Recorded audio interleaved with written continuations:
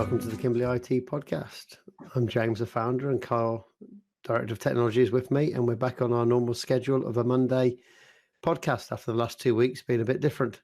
Indeed. Hello, James. Yeah, we're back. Good. So we have no recap of the previous week as we did our last podcast on Friday last week, so we kind of covered that off. So what's coming up this week, Carl? I am about to choke. No, I've got a call with another cloud accountant this week, a discovery call, kind of discovery introduction. Been having a good time on LinkedIn, James. That's why recently I've had some really good posts on LinkedIn, lots of people talking and chatting, and a few people asking questions.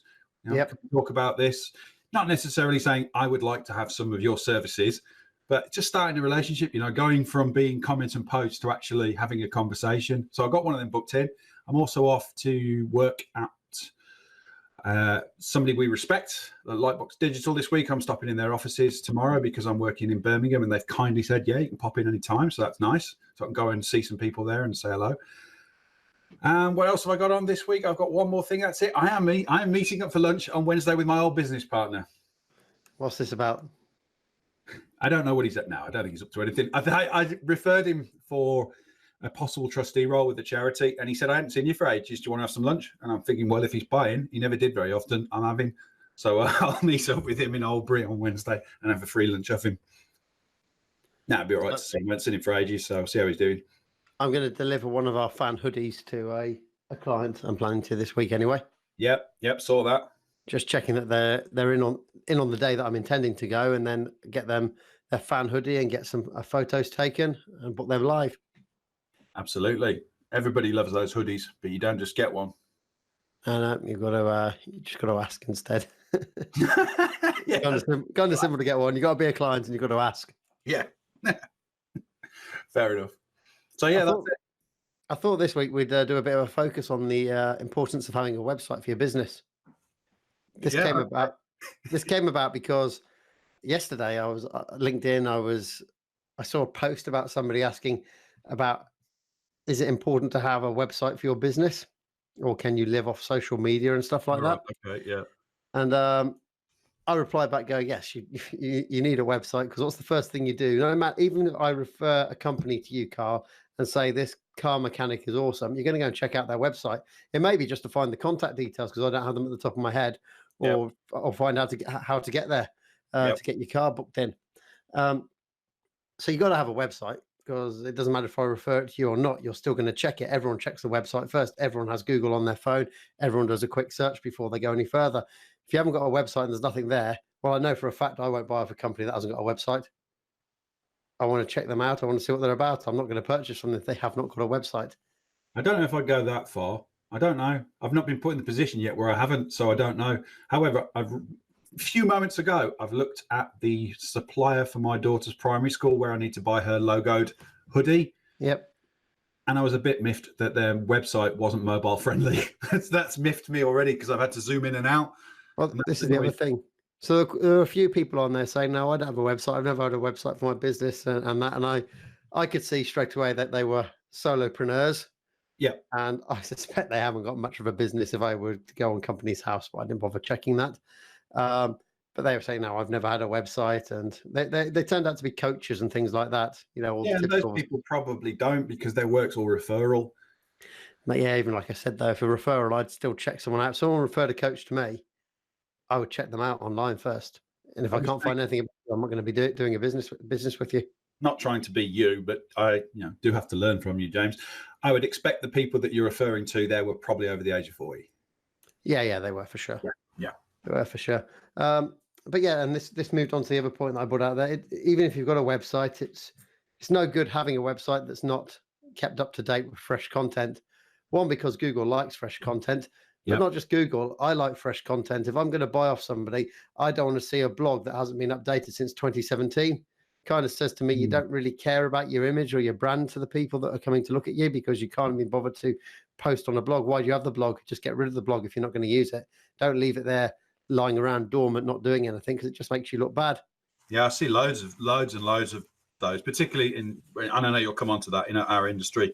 Dead block. IT support is the if you want to see is it epiphany? I think that's the word, or the epicenter of bad websites. It's checking out IT support companies. Nadir. The Nadir. Nadir. Nadir is Heard that. the apex, the top. Okay. So the nadir of bad websites, the IT support world will show you them. There's so many out there, IT support companies they don't have mobile friendly websites, they haven't got secured websites, and most importantly, they don't update their content on there. So that, like I said, they'll have a blog on there with nothing on it that hasn't been updated for years. They'll have links through to Twitter, Instagram, Facebook, all those pages, and they put nothing on there. No content that's new, nothing at all. Or if they have got content, they'll be sticking it on their Facebook page, and actually, that's not really the best place to stick it. It's just, it's just an awful. It makes our job easier. I always thank our competitors because they make our job so much easier. We've got the best competitors in the entire world because they make our job so easy. Yeah, that's true. If we were a design agency or something like that, it would be more difficult because there are some good blog works from those kind of companies, as you'd expect, because that's what they sell. Well, I think the nice thing about us is we still up our game, even though we've got no one competing against us. Like our most recent client story, we compared that to another company that's just put out a client story. It's just like they just had some people talking to a static camera. Yeah, that was like recorded on a mobile phone, essentially. And then you got ours, which is fully produced and full production, full directors, camera crews, the lot. And it's just a completely different level. And I think it just shows that this is what people need to use their websites for on their social media, to show you're active, put you out there, put your personalities out there, and you just don't get it in the vast majority of business websites. No, you're right. The client story video that we've done, whatever anybody thinks about it or looks at it, it says, right, okay, these guys have made the effort.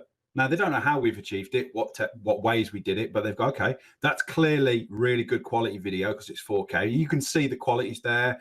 You can see the editing is good. You can hear the audio is good. Okay, someone's made an effort, and they're making an effort to show people what they do.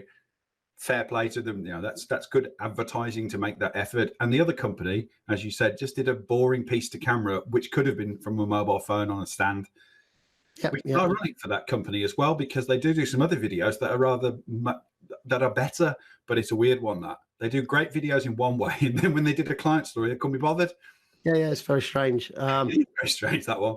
And this is all about website, because all that content appears on your website. You've recorded a video, you want that embedded on the website so people can see it. You don't want them. There's a lot of people that will do a video, but they'll stick it just on YouTube and that's it. They don't then go and share it and they don't embed it on their website. They don't share it out on LinkedIn, Twitter, and all those places where the actual eyeballs are. Fact of the matter is, the website isn't where the eyeballs are. That's not where your leads are. They are going to come in and check it out.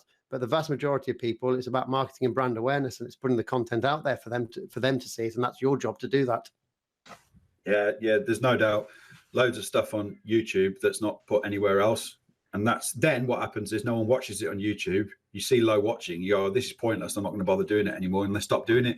You only have to look at people's YouTube channels to see that they usually last about 8 months. 8 months of spurt action, and then they quit because it happens. It's very similar to to the blogs on company websites. They'll have like 4 or 5, maybe up to 6 blog posts, and you can see that they came out quite recent, in a recent time frame. But then they stopped because I'm not getting any traffic. No one's reading it. Well, of course, no one's reading it, and you're not getting any traffic because you only just started. And secondly, your content's probably not very good because you just started. And as I said, you deliver the content to the people on the channels that they're on. You don't expect them to come to your website to read your blog. You make the blog post, you then promote that blog post on other channels for people to find it. They don't do that part. A lot of small businesses don't do it. And it's all linked around having a website, because the website is your central repository of all the content that you own. It's your IP. It's on your website. You own that.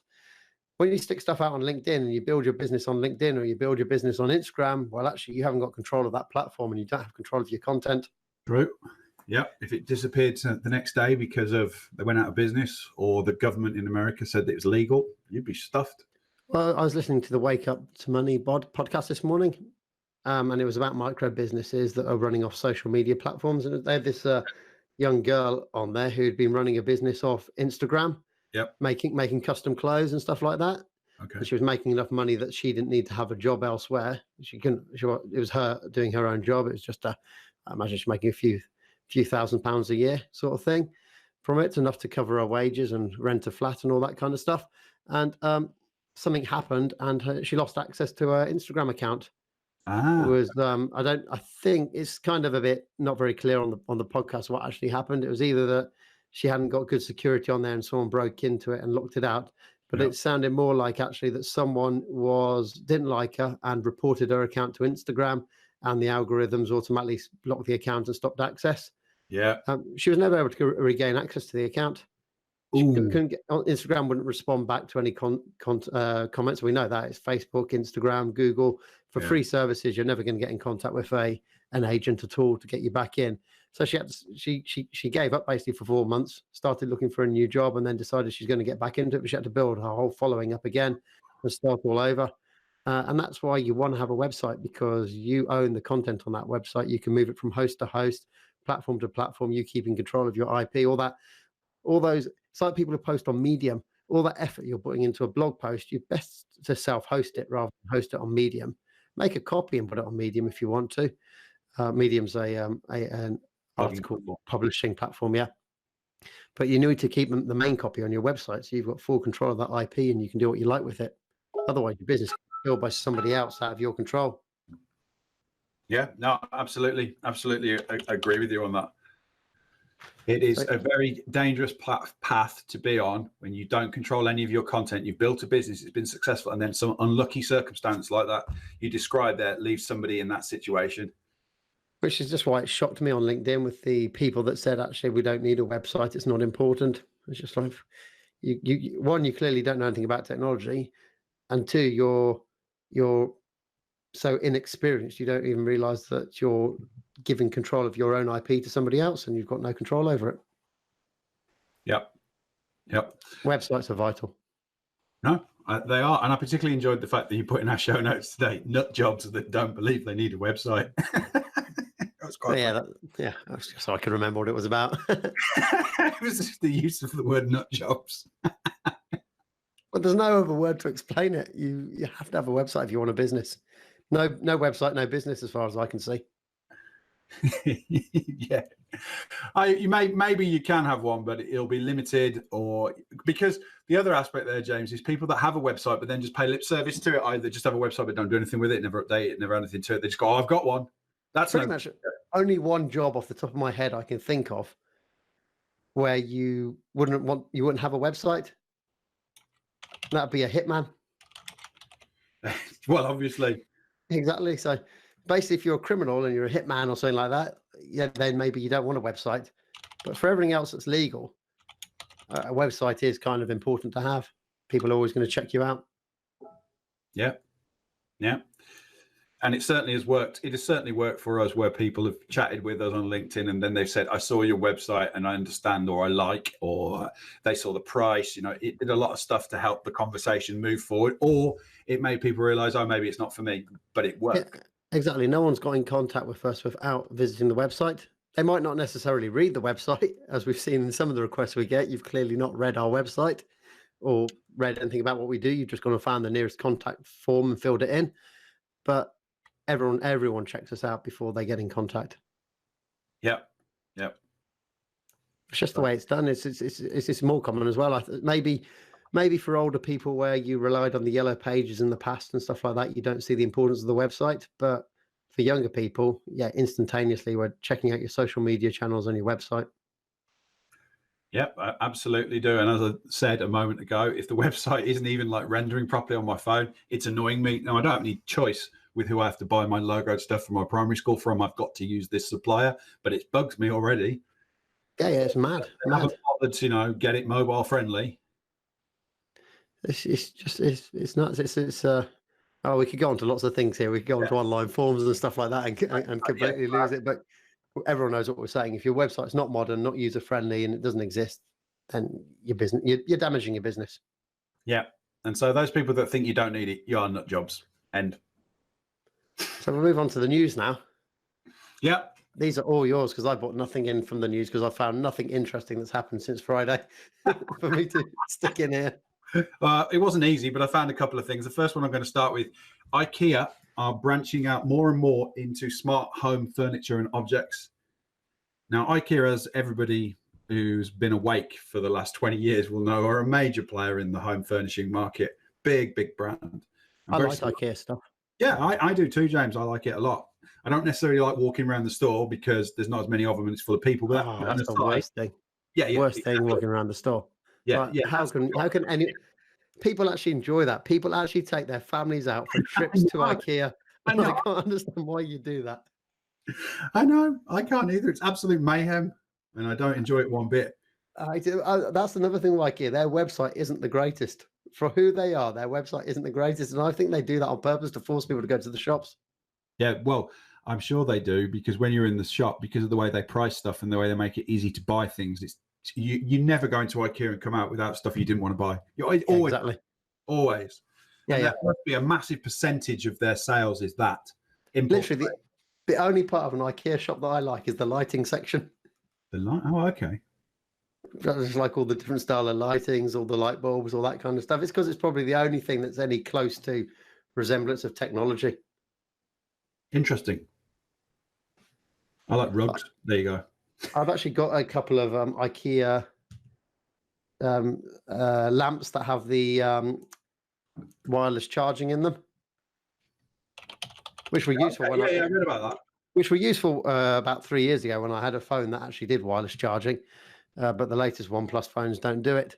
But man, it's slow at charging. Really slow at charging. I've got to say, the impressive thing with IKEA though is their new light. They're bringing out some smart light bulbs, which is needed because at the moment it's pretty much dominated by Philips Hue. Philips Hue are a massive rip-off.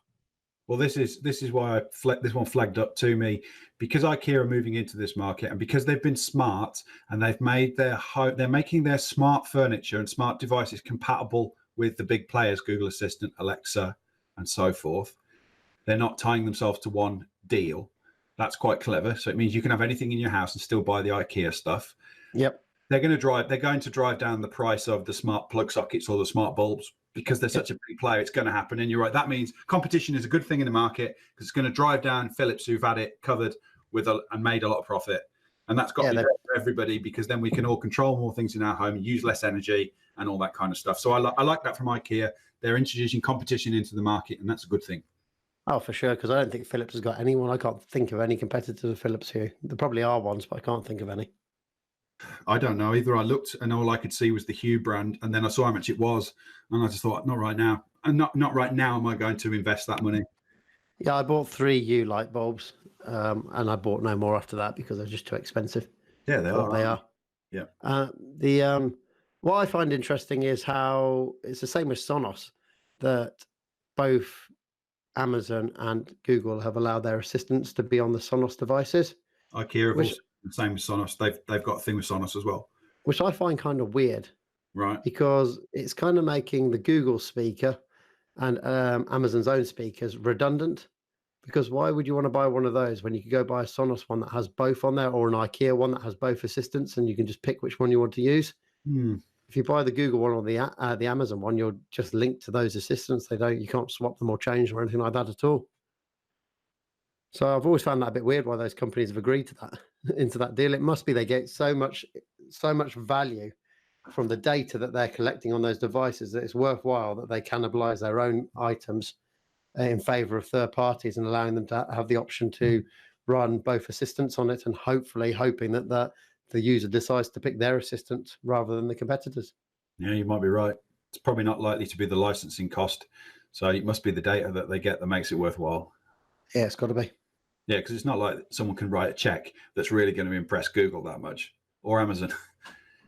Not that Sonos can write anyway. Not that they're a poor company, but it's not comparable.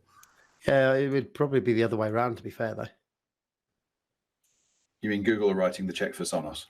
Yeah, well, that's just like with Apple and their Macs and their default search. I mean, on the iPhone, the default search, Google pays billions for that, and they did stop paying for a while, and then it moved to Microsoft instead with Yahoo search on there. So I imagine, if IKEA stuff takes off, it will actually be Google go to IKEA, you know what, we want to be the primary default assistant on there when they first turn the device on, and we'll pay you this amount to be the default assistant. Yeah, I'm sure that will happen. Yep. It's just neither of them, Sonos or IKEA, have got the market share at the moment to be able to do that. but I still find it odd that they're by allowing them to have by Google or Amazon allowing the competitor to be on the device. They're kind of making it it harder for them to become the primary person on the primary assistant on the device. Yep. So that was that article, basically saying that can IKEA do for the smart home what it's done for design for the mass market, and it'd be interesting to see if they do. That's on The Verge. Yeah. Next one I spotted, which was because my daughters like to do this, is create your own face filters for Instagram. Now, they don't do that, but what I mean by my girls call it funny faces. They like to go on Instagram or Snapchat with me and do the funny distorted faces and that kind of stuff, and it amuses them. Yeah. And Instagram have now introduced, Facebook, Instagram have introduced a piece of software you can download for Mac or Windows that allows you to create your own customizable filters for their Instagram app. Called Spark AR Studio. Yeah, which is pretty interesting. Because now you can create your own things. Have you tried this out? Not yet. Spotted it. I was reading the news this morning and didn't have time, but I like the look of the idea of doing it, but I just don't know how much effort it'll need to put into it yet. I haven't worked out. Well, this is really for marketing companies and stuff like that, and a bit like Goat Agency in London, who deal exclusively with influencers. So if you go with the Goat Agency, they're a marketing agency in London, and if you go with those guys, they'll push your content out through the network of influencers they have, and this will be ideal for them to create their own filters for brands to be used by influencers when they're promoting the marketing material that they're sent. Yep. Feel like there's a tag coming on here today. This one when it goes on LinkedIn. You always tag everybody. That's right. And again, interesting stuff, allowing people to create these kind of filters. And this is the kind of stuff that you need to have. If you've got a certain brand or you've got a certain audience that are young, fun, that kind of stuff, these are the things you want to have. Yeah, definitely. You won't be seeing this on many IT support company websites. No, their own filter. Maybe we can create a filter. Well, I can't design my way out of a paper bag, so you'll have to do it if it happens. Create a filter. It could be like burning down a server or something. Filter. Doesn't it? Yeah, nuking a server. That sounds yeah. Maybe we'll do that. Microsoft Office, like it could be like a see Microsoft Office, and it comes up with some sort of virus thing on it, like an infection, don't catch it kind of thing. Maybe we could just bring back Clip It and then just blow them up. Then bring Clip It. Clippy, do you mean? The paper clip? Actually called Clip It. They call Clip It, not Clippy. Yeah, LGR. Thanks, LGR, for this one. Watching an LGR, he said everyone calls him Clippy, but actually his real name was Clip It. For everyone who doesn't know what we're talking about, we're talking about like Microsoft Office 97, where you had those little animated characters that appeared when you installed them, and the paperclip one's the most famous one out of the lot of them. Yes, he is. Yeah, paperclip. And everyone calls him Clippy, but he was actually called Clip It. Right, my last one in the news. And this, I don't know what you think about this, but Asus have made a phone with a pop-up selfie camera on it. I've got no idea because your link's broken on the show notes. It keeps taking me back to the Instagram face filters. So I have literally no idea what this phone looks like or anything. I've put the wrong one. All I know it's Asus, so it's not going to be very good, to be fair. Asus even. That's it, Asus. Let's see if we can find it right now. Yes, I found it.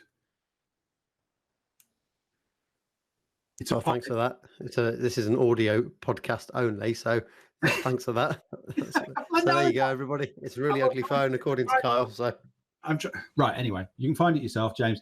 It is a camera from Asus on a phone, and when you activate the camera to take a photo, it flips up from the top with this like pop-up camera, and it's really ugly. I don't like it one bit. I think it's hideously ugly. That's not new. That's been around for a few months. That has. Well, it was in the news today. What website was it? Verge. Okay. Yeah, then they've got a different one. They've got a separate one because someone else has done the same thing with a camera that slides out the top, rather than having like the notch at the top of the screen. It pops out. Yeah, that's it. Yeah, rather than having a notch on there, it pops out from the phone from the back. It sort of rolls round and up, and then when you stop using the camera, it retracts itself automatically. It might be a different one to what I've seen. It might be a different make, but there's another. I think maybe it's LG or someone who's got something similar. The concept is the same. It just looked ugly to me. It's really ugly. I think it's much more ugly than a notch. Well, actually, I like the hole punch cameras. That's the hole punch is rather than the notch, you've got the cameras are like a hole punch into the screen a bit further down. So it's just a black circle inside the screen. And some of the manufacturers, I think Samsung might have one, and they've been doing some clever things with it. So using the outline of the circle as the notification with putting the LEDs around the camera to pulsate or change colors depending on what's happening. Right. Okay. But I do like the hole punch ones because they seem to disappear even better into the screen than the notch. Okay. Well, I've kind of spoiled that one. Doesn't matter. Find it, people. It's ugly phones. There you go. That was it. Let's have a rant, eh? Well, it's your turn to have a rant, so I will mute my microphone and off you go. Right, I'm ranting this week. I'm ranting about comedy on LinkedIn. LinkedIn goes through phases of fads and things that people like doing, James. And right now, comedy appears to be the latest thing to do. And it's two sorts of comedy. One is crappy slide decks. So rubbishy, PowerPointy, Google slidey type stuff that you scroll across that's like handwritten, like someone's drawn a stick man, and it's all very basic. And they're just not funny. It's just really not very funny. And it's all been started by one guy, a guy called Dan Kelsall. He started it, and then loads of people have copied him because LinkedIn's full of people copying what other people do. And he always likes anybody that does this, and it's just copied. It's probably working for what he does. He works for a marketing agency, so it probably works for him. It's probably driving people to him and his agency. But it's not funny. Most of it is just not. And the people in the comments put, "Oh, this is hilarious. You should be on television." No, you shouldn't. You're crap. It's not funny at all. It's just loads of circle jerking type stuff, as you would say, and it's rubbish. I don't like it. You've muted your mic, so I can't hear you. So that's not going to work either. Can you hear me now? Yes. Okay, well, luckily, I don't see any of this stuff, so that probably suggests that I'm following or linked to high quality people who don't reshare it. Possibly so. The second comedy rubbish that's happening on LinkedIn are crappy comedy 1 minute video things where somebody just does the sat in the car video, and then they're even difficult to describe. They're just rubbishy jokes. Like, it's a bloke sat in the car and he goes, I've really smashed it at work this week, and now I'm off on holiday to Mauritius or something. And then the kid in the background pops up from the camera and goes, "No, Dad, it's IKEA." And then he goes, "Oh, for fuck's sake." And it's like, that's not funny. It's not funny.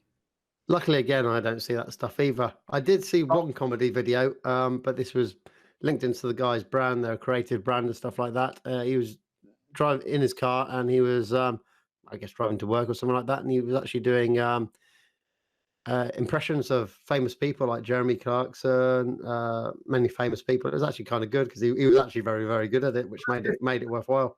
That's a bit different. If you can actually do the impressions, then that's he was spot on with all the impressions. It was very good. Yeah, that's all right. I don't mind comedy when it's funny, James. I'm not against comedy. I'm not trying to be what people call the old Facebook police and stuff on LinkedIn. I'm all for being different and what you want to do. It's just crap comedy that's not funny. This Facebook LinkedIn police thing, yes. I've always thought it's a bit of a myth because I've never ever seen it, and I've never had anyone do it on me. And I post stuff that's not necessarily stuff that I think, but no one's ever come after me. You've been trolled though. Yeah, but trolling is completely different.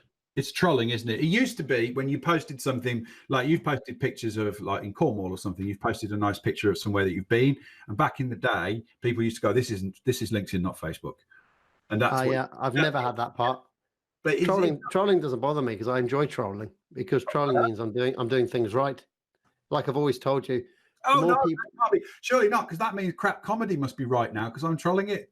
The more people that hate me, the happier I am, because it means I'm doing stuff right. Hang on, does that make what I don't like right then, if I don't like it? Like, if you don't like something, does that make it right because you don't like it? Therefore, it must be right. I don't know, you've lost me now. Right. I'm lost in my own thing. If you like me? No. Okay, then I'm doing it right. No, don't. Listen, your logic is, you put something on LinkedIn and people troll you about it. That says to you, right, I'm doing the right thing because people don't like it or they're kicking up a fuss. I'm doing the right thing. Yeah. But therefore, if you flip that logic, if you or I don't like something, does that make what the person we don't like is doing the right thing because we don't like it? No, because they haven't got the logic behind it. They don't know the logic that I'm thinking. We're playing on a different level. We're playing on a different game. Okay. They're just getting upset. They're not celebrating like I am. They're getting upset. Because these people who do the crap comedy, I ought to honestly point out, get loads of views and comments as well. These posts are very popular. Now people, they are. And they're very popular. So I saw one earlier today. It was about some bloody guy posting something about an eagle that had been flying for 20 years with his GPS on the back, and this is the map and this map that he put on, and it's the flight paths that this eagle had taken, which is just complete and utter nonsense. Because if you've got a GPS device that can last for 20 years with a battery, wow, I want that GPS device because it's better than my phone. But secondly, just a quick bit of Google search shows that actually what it was a migration of birds over 1 year. Not one eagle, over 20 years. It was about 20 eagles that they put a backpack on and watched where they migrated over 1 year. And I'm like thinking, why has this got 100,000 likes? How thick are people not to realize that this doesn't make sense? It clearly doesn't make sense. It's posted by some Java developer in India, which, no disrespect to Java developers in India. Yeah, but he's generating views of what. He's generating views. You know what I'm saying there, and it's just like I was amazed that the guy who liked it, that we both know, who I brought up there as a very intelligent bloke, liked this post. It's like, how can you even consider liking this when it's quite obviously bullshit that's been typed in here just to get likes and stuff like that? And it's one of those chain posts where he's seen it somewhere else, cut and pasted it into his, and if you do a search for it, you can see it's all over LinkedIn, getting thousands of views, and it's like, it's bullshit. Yeah, I see loads of those. Plus, it's an albatross. Albatrosses are the birds that fly on the wing for about 10 years, not 20, 10. Yeah. Either way, anybody who knows anything about their birds would know that it's not equal. Anyone who knows anything about GPS tracking will know about. I went straight for the bird, not for the bird angle. I think, I know, but I actually think the bird angle is more people would think, okay, that's possible with the bird, but it's actually the technology that lets the argument down. 20 years GPS device, not going to happen. Maybe an eagle could fly, not flying constantly for 20 years, but here's the path that it took for 20 years. Technology that's not going to do it.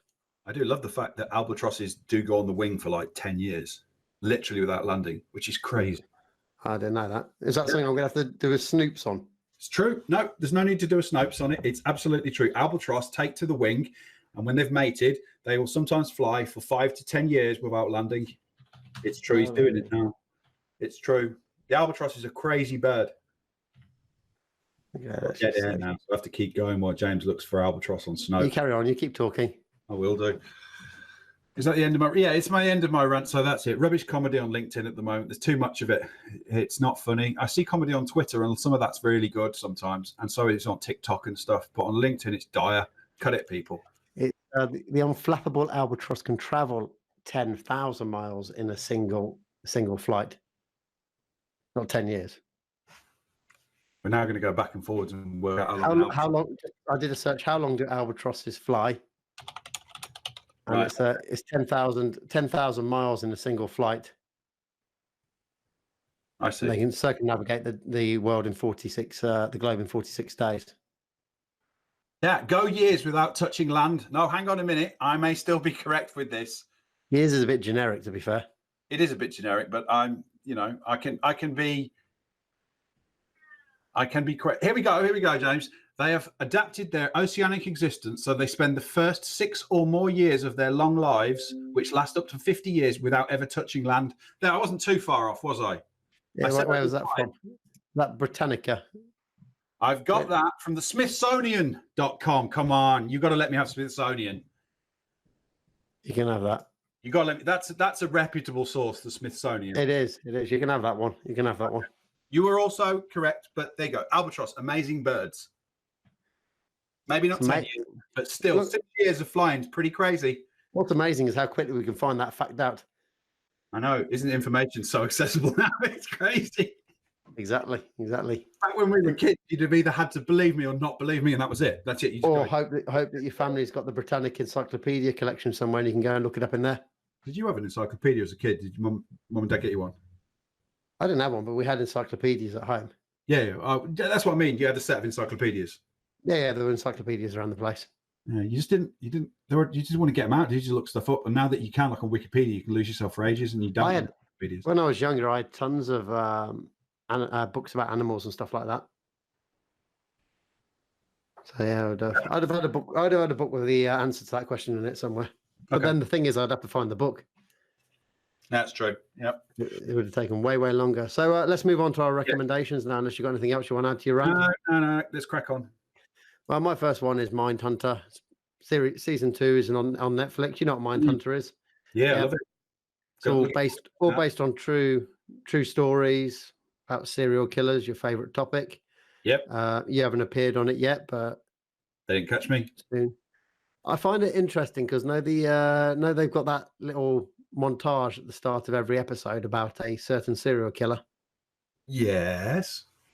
Well, they still have it. They have it in series 2, but based on what I know about that serial killer, there's going to have to be a lot of series for Mindhunter because they're still in the late 1970s, early 80s, and this serial killer doesn't get cut for a very long time. I know what you're saying. There's an Easter egg, isn't there, in the Mindhunter series? That right at the start, there's a little piece that is referencing a very famous serial killer. Yeah, but he didn't get caught until a very, very long time afterwards. Wasn't it early noughties? So I think, so we're going to be on like series 30 by the time they get to the end of that story. Yeah, all I'm going to say on that, metadata. Yeah, metadata. Metadata. Watch out for that. If you're a serial killer, cover your metadata. Well, don't ask the police if it's a safe way to send data or not. Yeah, well, that was a bad idea to start with. Yeah. And this goes to show people, if you think that technology is not important and you like the idea of being IT illiterate, I don't know anything, I'm a dinosaur. If you happen to be a serial killer as well, it could end up putting you in jail. So get with the program, people. Move to G Suite, Google. Come on, get yourselves up to date. And no, don't do that, guys. That's really bad advice. Don't go to Gmail because please give them a warrant. They'll send you data straight away. Go to somewhere that's like a Proton Mail, somewhere fully encrypted that you can self-host. That's my advice to any serial killers out there. Self-host it on an open source platform with Proton Mail. If you want any advice, just come and ask me. Anyway, Mindhunter, really good show. Looking forward to it. Blooming algae app. Yeah, I've got an app for once, James. Can you believe? I was watching the BBC News the other day. There is a type of algae that we're finding this summer on stagnant water, lakes, ponds, etc. That's really dangerous to animals and yourself, adults and children as well. It could poison you and kill you, particularly pets. And it is a blue-green in color, very distinctive blue-green color. And so this laboratory, I think it's Bristol University, have produced an app. And if you see this stuff, you can take a photo with it. And then you can upload it and it'll take the GPS locations and tell it where the algae is, and it helps them build a pattern and a map of where this algae is and what can be done about getting rid of it and all that kind of good stuff. Oh, so they don't actually come out and collect it; they still leave it there, so it's a threat for everybody. Yeah, they failed a little bit on this app because you'd think, right, if this app tells you where the algae is and the algae is dangerous and poisonous, it would be nice if it showed you all the people that said where it is, but it doesn't. So it's kind of a pointless app. It's a bit of a pointless app. It probably isn't for the university. They probably get the data they want, but you as the user, it would be nice to know. Yeah, exactly. So you're basically collecting data for free and you're getting nothing back in return. Like with most services that are free, you at least get something back in return, but this one is just completely one-sided. Yeah, they've kind of missed that point out, but... So come on then, tell us. My overall one is watch out for blue and green algae and your pets. If you see that stuff, don't let your dog near it because it'll kill it. Tell us why it's almost impossible to climb 15 meters in 5 seconds. As many listeners will know, recently I have been finding an interest in rock climbing because my daughter has started getting into sport climbing, and I was watching some YouTube videos, and there comes a YouTube video on a sport called speed climbing, James, which is an indoor sport. And if you've ever been to a climbing gym, they have all the holds on the wall and you can climb up them. Well, speed climbing is slightly different. The holds on the wall are exactly the same everywhere across the world. It's like a set position, so you can learn it. And then the job is to climb the wall as fast as possible. And there are competitions, and the world record for climbing 15 meters is like 5.83 seconds by an Iranian guy. And in this video, the guy from Wired, who's the host of the video, has a go at it.